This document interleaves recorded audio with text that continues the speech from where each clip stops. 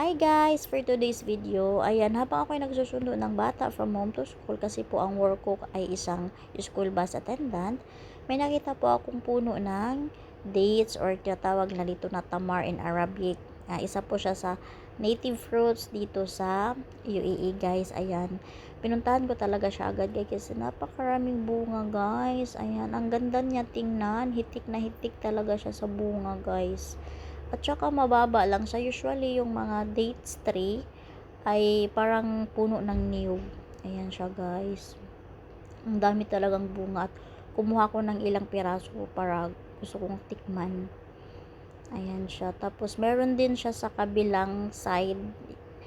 Isang puno din guys. Pero nakanet. So, ibig sabihin ng nakabalot is bawal po siya buksan or bawal kang kumuha. Yung ganyan.